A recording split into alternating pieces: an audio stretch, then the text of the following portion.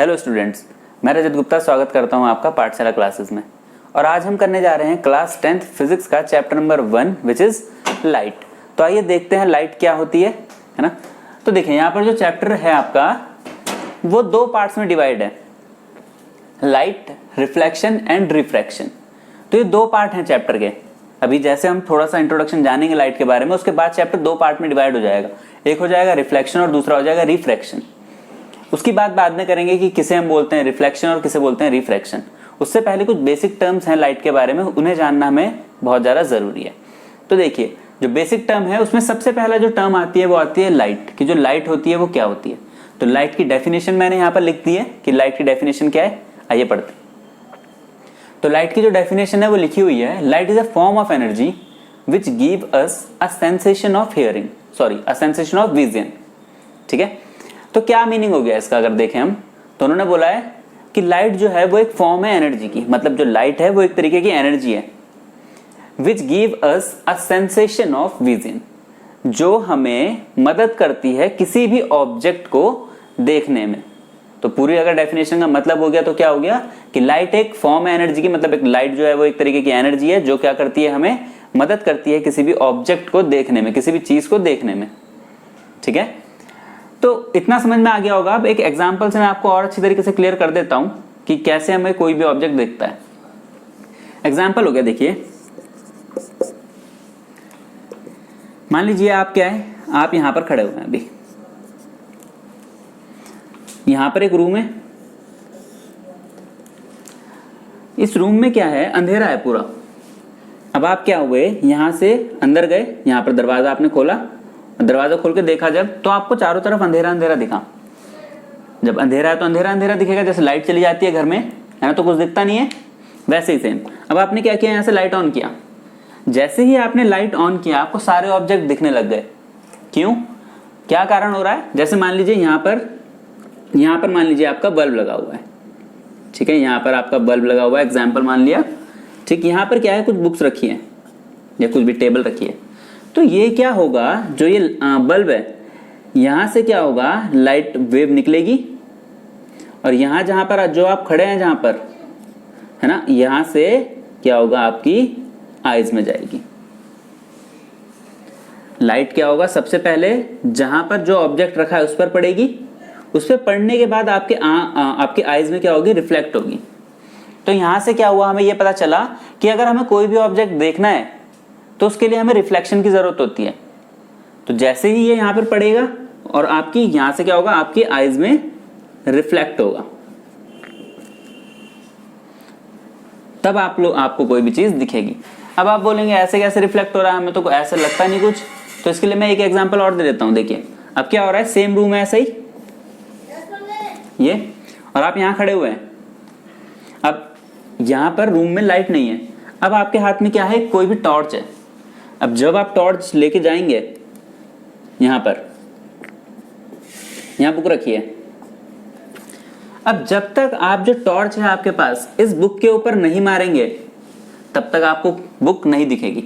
जैसे ही आप टॉर्च को इस बुक पर मारेंगे तो जो वेव है, जो आपकी टॉर्च में से वेव निकल रही है, वो इस पे जाएगी और इस पे टकराने के बाद वापस आएगी आपकी आईज में, तब आप लोगों को ये बुक दिखेगी।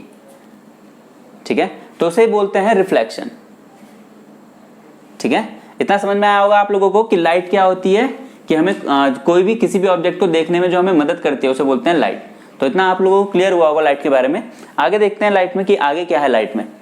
अब उन्होंने बोला है कि light is a form of electromagnetic wave,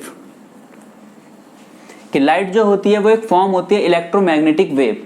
अब ये जो इलेक्ट्रोमैग्नेटिक है ये दो वेव से मिलकर बना है, दो चीजों से मिलकर बना है। एक हो गई इलेक्ट्रिक फील्ड और दूसरी हो गई मैग्नेटिक फील्ड। मतलब ये जो इलेक्ट्रोमैग्नेटिक है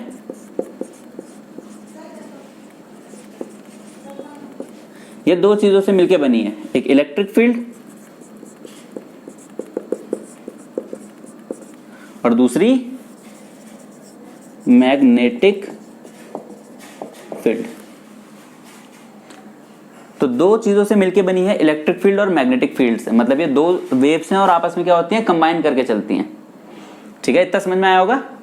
अब इससे ज़्यादा आप लोगों को EM वेव के बारे में जानने की जरूरत नहीं है, वो आप 11th क्लास में पढ़ेंगे, वहाँ पर डिटेल में है इसके बारे में। एक चीज़ और मैं बता देता हूँ यहाँ पर कि जो EM वेव होती है, जो EM वेव होती है, इसको चलने के लिए किसी मीडियम की जरूरत नहीं होती है ना। मतलब यहाँ पर मीडियम की जरूरत नहीं है। अब मीडियम क्या हो गया?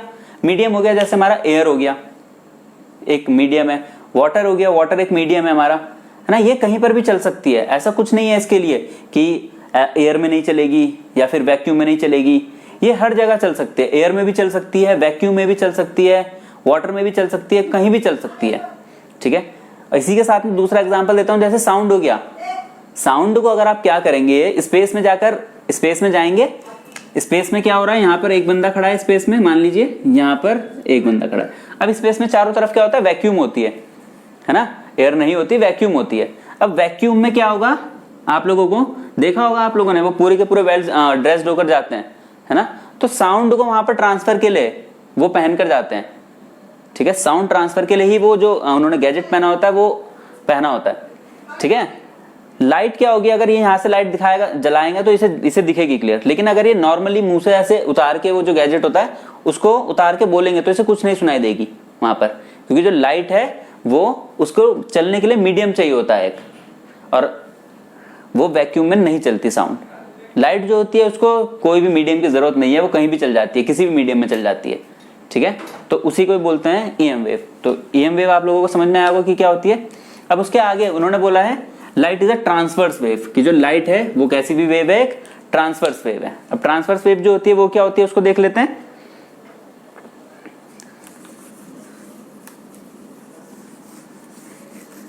तो ट्रांसवर्स वेव जो होती है वो एक ऐसी वेव होती है कि जिस डायरेक्शन में वेव चल रही होती है, ट्रांसवर्स वेव उसके परपेंडिकुलरली प्रोपोगेट करती है।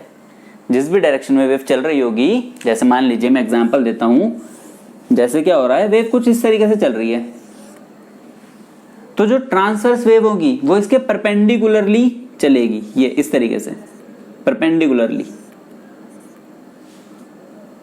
ये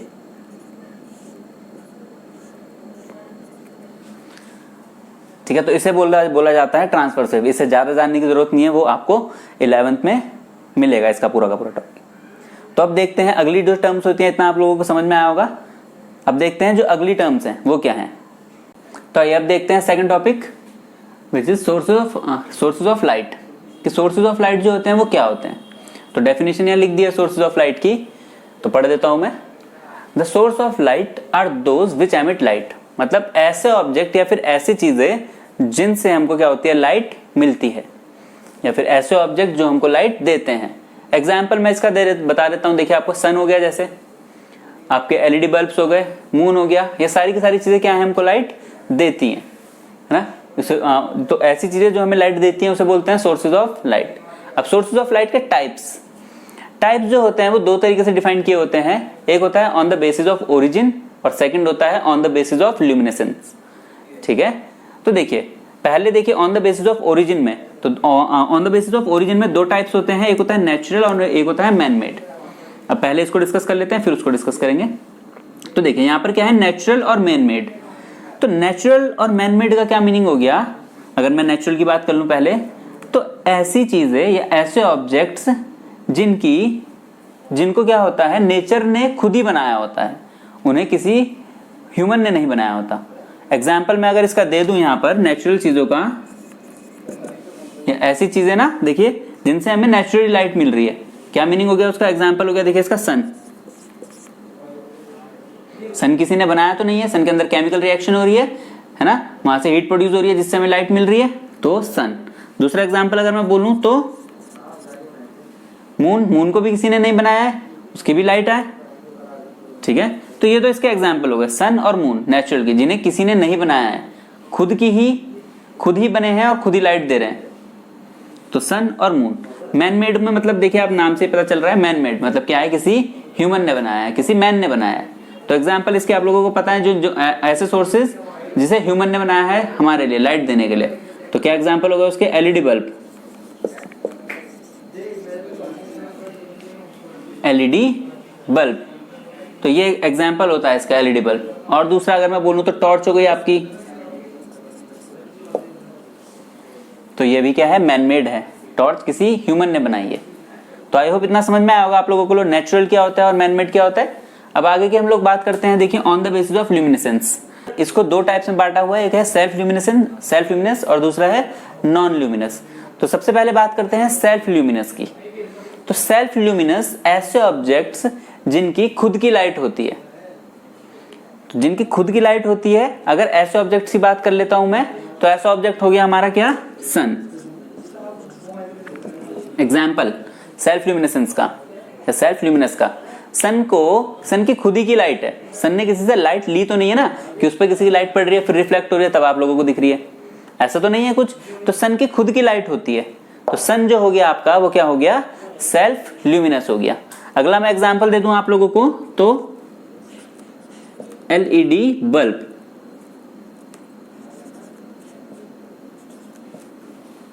एलईडी बल्ब, जो एलईडी बल्ब होता है आप लोगों का, उसको क्या करते हैं आप, इलेक्ट्रिसिटी मिलती है, जो उसके अंदर का डायोड होता है वो जलता है, हीटअप करता है और आपको लाइट देता है, तो वो भी क्या है, सेल्फ ल्यूमिनस है, उसकी भी खुद ही की लाइट है। तो समझ में आया होगा आप लोगों को इतना कि कोई भी ऐसा ऑब्जेक्ट जिसकी खुद की लाइट होती है उसे बोलते हैं सेल्फ ल्यूमिनस ऑब्जेक्ट। अगली बात कर लेते हैं नॉन ल्यूमिनस ऑब्जेक्ट की। तो नॉन ल्यूमिनस ऐसे ऑब्जेक्ट्स होते हैं जिनकी खुद की लाइट नहीं होती। एग्जाम्पल मैं दे दूं आप लोगों को, तो एग्जाम्पल हो गया हमारा मून।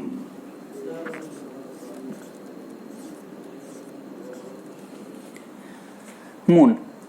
दूसरा एग्जाम्पल अगर मैं दे दूं तो कोई भी प्लेनेट की बात कर लेते हैं, या फिर एक और एग्जाम्पल दे दूं तो बुक्स हो गए आप लोगों की।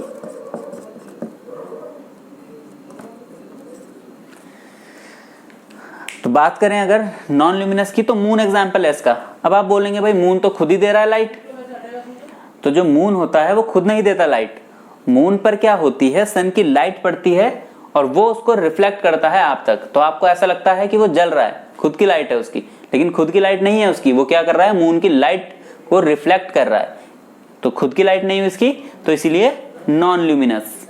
ऐसे ही प्लैनेट्स, जितने भी प्लैनेट्स हैं वो सारे के सारे क्या होते हैं, सन की लाइट को रिफ्लेक्ट करते हैं, तो नॉन ल्यूमिनस। अगली हो गई यहाँ पे आप बोलेंगे बुक, वे बुक तो लाइट ही नहीं देती, देती है लाइट। अगर आपको बुक रखी है कोई भी बुक, उसके ऊपर आप टॉर्च मारेंगे या फिर अंधेरे रूम में, जैसे मैंने अभी एग्जांपल दिया था आप लोगों को कुछ देर पहले कि अंधेरे रूम में कोई बुक रखी है, दिखेगी नहीं आपको। अगर आप उसको टॉर्च मारेंगे उसके ऊपर, तो जो बुक पे टॉर्च पड़ेगी, जो लाइट पड़ेगी, वो क्या होगा, रिफ्लेक्ट होकर आपकी आईज में जाएगी, है ना। तो मतलब जो बुक है वो भी क्या कर रही है, लाइट दे रही है, लेकिन वो उसकी खुद की लाइट नहीं है, वो किसकी लाइट है, जो टॉर्च मार रहे हैं आप लोग, है ना। तो बुक की भी खुद की लाइट नहीं होती, तो वो भी हो गया नॉन ल्यूमिनस। तो इतना समझ में आया होगा आप लोगों को कि क्या है इसका मतलब। On the basis of origin, natural, manmade. Natural ऐसी चीजें जिनकी खुद की लाइट होती है, सन और मून, या फिर ऐसे इसे ऐसे भी बोल सकते हैं जिसे नेचुरली बनाया गया है, जिसे किसी ने नहीं बनाया है, नेचर ने बनाया है, तो मून और सन।